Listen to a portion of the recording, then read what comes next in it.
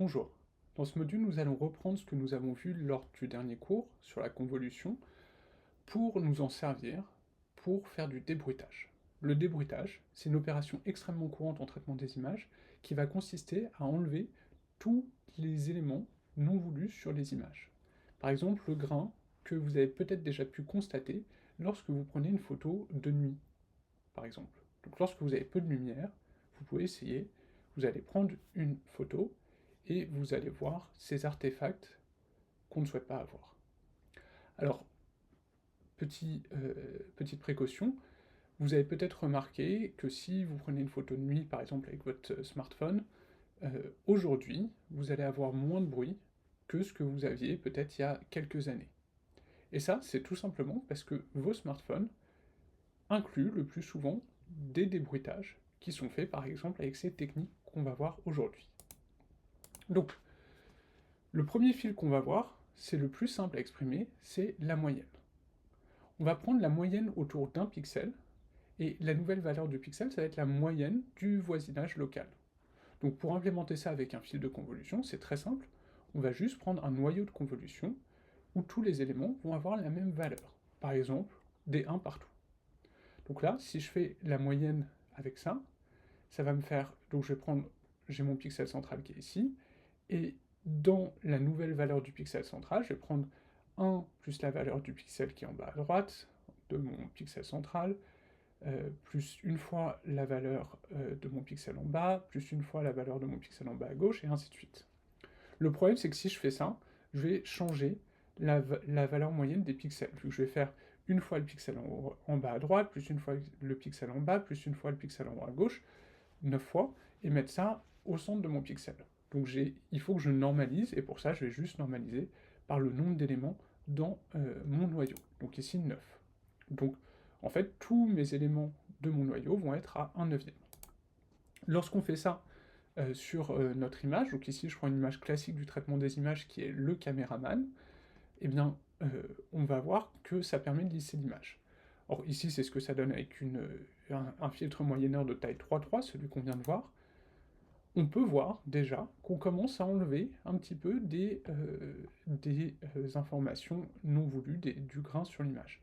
Alors, quelque chose qui va être intéressant dans cette image, c'est qu'on a un artefact ici, qui a un autre type de bruit, qui est une ligne horizontale qui est noire. Donc on va voir comment on peut l'enlever. Donc voilà ce qui se passe avec un filtre moyenneur de taille 3.3. On a vu que ça enlevait un petit peu du bruit, mais que c'était pas flagrant. On peut augmenter la taille du noyau. Et plus on va augmenter la taille du noyau, plus ça va nous permettre de débruiter. Puisque forcément, on va prendre plus de pixels en compte, et donc on va avoir une image qui va être un petit peu plus débruitée. Donc on peut voir ce que ça donne. Là, on est à un filtre moyenneur de taille 11.11, 13.13, 15.15, 17.17. Et là, on voit très clairement que l'image devient de plus en plus floue. 19.19, si on prend l'image 7.7 et qu'on zoome, bah on voit bien que déjà on va plus avoir le grain sur l'herbe, donc on est à ce niveau-là de l'image, hein, à ce niveau-là, on va plus avoir le grain sur l'herbe, ici, on a globalement supprimé cette ligne horizontale noire qu'on voulait enlever, par contre on a introduit énormément de flou. Et quelque chose que je veux qu'on regarde tout de suite, qui va être important, c'est ce qui se passe en bas à gauche. Peut-être que vous avez vu, lors des itérations précédentes, et que vous pouvez voir à présent, qu'on a une bande noire qui se met sur les côtés de l'image. C'est ce qu'on voit sur, par exemple, quand on prend un film moyenneur 15-15, on a cet effet vignette qui fait qu'on a cette bande noire sur les contours de l'image. Ça, c'est tout simplement parce que on va avoir, lorsqu'on applique notre fil de convolution en haut à gauche, par exemple, de l'image, ici, par défaut, on va considérer ce qu'on appelle le zéro padding. En effet, lorsque notre fil de convolution est en haut à gauche, bah, la fenêtre va dépasser de l'image. Quelque chose comme ça. On va dépasser de l'image et il va bien falloir assigner des valeurs dans ce fil de convolution. Donc soit on n'assigne rien et on aurait une valeur du pixel qui va avoir tendance à baisser, mais donc le zéro padding, ça va être ça. On va multiplier par 0 nos facteurs 1/9, par exemple, si on reprend le fil de tout à l'heure. Et donc le fait de faire ça, d'introduire des zéros dans notre multiplication de 1/9, c'est par exemple si on est sur un filtre 3-3, on va avoir le pixel central qui est dans l'image, le pixel en bas qui est dans l'image, le pixel en bas à droite qui est aussi dans l'image, le pixel à droite qui est dans l'image, donc 4 pixels qui sont dans l'image, mais les 5 autres pixels de notre noyau de convolution, on a 4 dans l'image, 5 qui ne sont pas dans l'image, vont être à 0. Et donc on va faire une moyenne, on va juste prendre la valeur de 4 pixels multipliée par 1/9, et donc forcément ça va baisser la valeur de notre pixel, et donc ça va donner cet effet de vignettage. Donc ça c'est la manière d'implémenter les fils de convolution la plus simple, hein. On ajoute du zéro padding, c'est-à-dire on ajoute des zéros autour de l'image pour pouvoir appliquer notre fil de convolution. Le problème c'est que ça introduit des effets de bord. Donc voilà comment on le ferait, hein. Dans l'image originale qui s'arrêterait ici, on va ajouter des zéros tout autour. Et donc lorsque on applique notre filtre moyenneur, on voit cet effet vignettage qui apparaît. Si on fait un zoom sur le coin. Une autre solution, ça va être de copier les pixels, ce qu'on appelle le copy padding. On va prendre, par exemple, si on veut remplir cette partie-là, on va prendre la valeur du pixel ici, et on va aller la copier tout à gauche de l'image. Et donc lorsqu'on fait ça, on voit qu'on a beaucoup moins cet effet vignettage qu'on pouvait avoir lorsqu'on utilisait le zéro padding. Donc voilà ce que ça donne, hein, en détail. On a notre image qui va s'arrêter ici, et on prend la valeur d'un pixel, et on va la copier sur les pixels qui sont les plus proches. Donc par exemple, si je veux savoir quelle est la valeur qui n'est pas dans l'image initiale de ce pixel, je vais regarder quel est le pixel dans l'image le plus proche, celui-ci, et je vais copier sa valeur.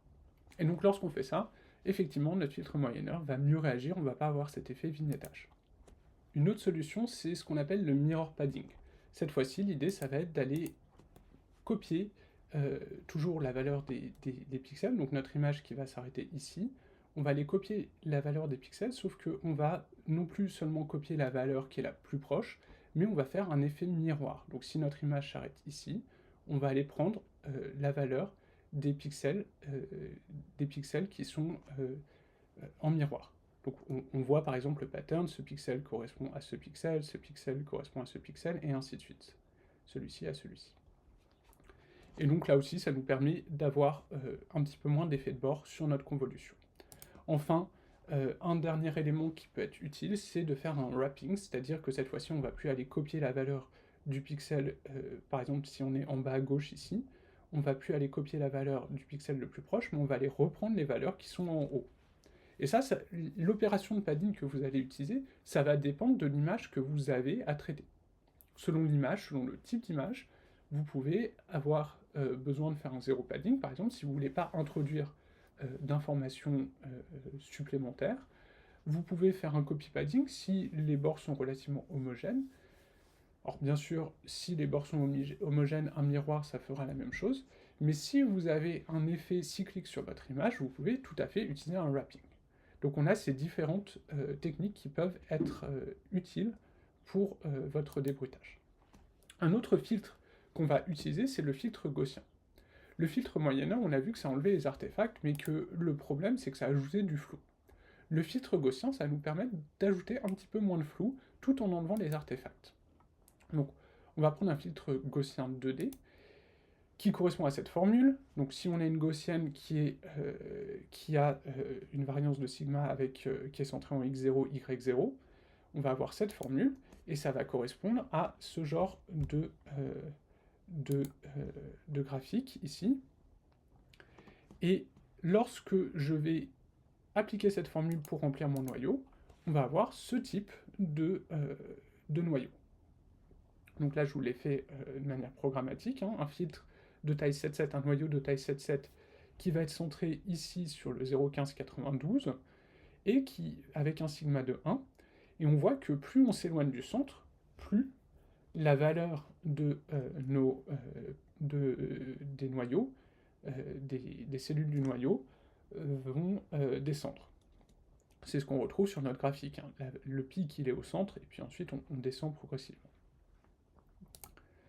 Donc, bien sûr, on va pouvoir faire varier la taille du filtre, mais aussi le sigma. Par exemple, là, si je prends un sigma de 5, la valeur du pixel central va être un petit peu moins élevée, et on va prendre en compte plus de pixels dans le voisinage de notre pixel central.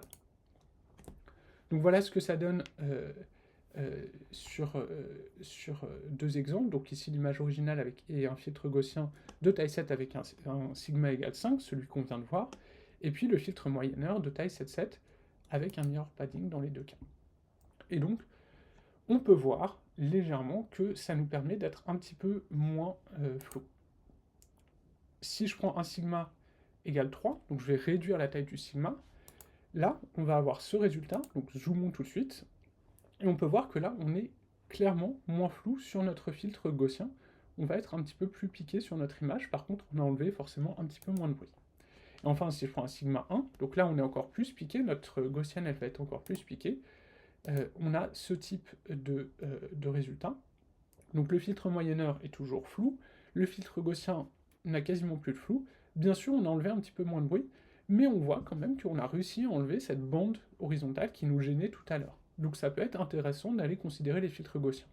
Le filtre gaussien, généralement, c'est une bonne solution. C'est un petit peu plus compliqué à définir si vous voulez l'implémenter from scratch que le filtre moyenneur, mais ça va nous donner des résultats qui sont intéressants. Un autre filtre qu'on peut être amené à utiliser, c'est le filtre médian. Le médian, donc c'est tout simplement, on prend toutes les valeurs des pixels dans le voisinage, et on va se demander quelle est la valeur médiane, et on va mettre cette valeur médiane dans le résultat de notre image. Et donc, quel noyau on va pouvoir utiliser pour la convolution? Alors, il y a un piège, ce n'est pas une combinaison linéaire, médian. Si je fais varier la valeur d'un pixel, souvent, ça ne va pas faire varier la valeur de sortie de mon médian. Donc si je prends des pixels extrêmes, par exemple, si je prends le pixel le plus grand dans mon voisinage et que j'augmente sa valeur, ça ne va pas faire varier la valeur du médian. Donc ce n'est pas une combinaison linéaire. Donc on ne va pas pouvoir l'implémenter par une convolution. Par contre, on va retrouver cette idée de fenêtre qu'on va faire glisser sur l'image pour faire notre filtre médian. Donc on va tout simplement prendre une fenêtre de taille 7,7 et en chaque pixel, on va se demander quelle est la valeur de mon filtre médian, de mon pixel médian. Et donc lorsqu'on fait ça, eh bien, on voit qu'on arrive à supprimer l'artefact et qu'on reste sur quelque chose qui est donc assez débruité, mais relativement piqué. Si je compare avec un noyau 7,7 le résultat du filtre médian et du filtre moyenneur, vous pouvez voir qu'on a beaucoup moins cet effet de flou qu'on peut avoir sur le filtre moyenneur. Par contre, on va avoir un autre phénomène avec le filtre médian qu'on va pouvoir voir lorsqu'on augmente la taille du filtre. Donc regardons ici. Lorsque j'augmente la taille du filtre, on a cet effet color block qui apparaît, c'est-à-dire que les couleurs vont devenir de plus en plus homogènes. Par exemple, sur le visage de notre caméraman, on voit qu'on distingue beaucoup moins les détails, on va avoir une couleur qui va devenir de plus en plus homogène. Donc c'est un style que vous avez peut-être déjà vu sur les images, et ça vient du filtre médian. Donc le filtre médian, si je résume, c'est un filtre qui permet de préserver les contours beaucoup mieux. On voit qu'on n'a plus ce flou dans les contours qu'on pouvait avoir sur le filtre moyenneur ou même le filtre gaussien. Donc ça, c'est quelque chose qui est intéressant.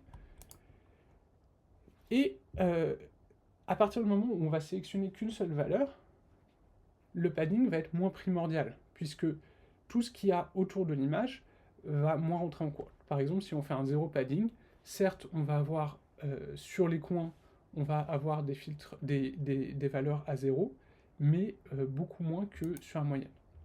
Donc voilà ce que ça donne sur le filtre médian de taille 19-19 avec un 0 padding. Ce que je vous disais, hein, sur les coins, on va avoir les zéros qui apparaissent, qu'on n'a pas sur le miroir padding, le mirror padding. Donc voilà ce que ça donne si je zoome sur le bas de l'image. On voit sur les coins, et puis sur les zones sombres, on va avoir cet artefact qui apparaît. Donc il y a quand même une nécessité de faire du padding, mais ça va jouer un petit peu moins que sur un filtre moyenneur ou un filtre gaussien. Voilà qui conclut notre cours sur le débruitage en traitement des images avec les filtres de convolution et le filtre médian. Et donc ça, c'est vraiment des techniques que vous pouvez utiliser dont la plupart des pré-processing, des pré-traitements que vous avez dans vos chaînes de traitement des images.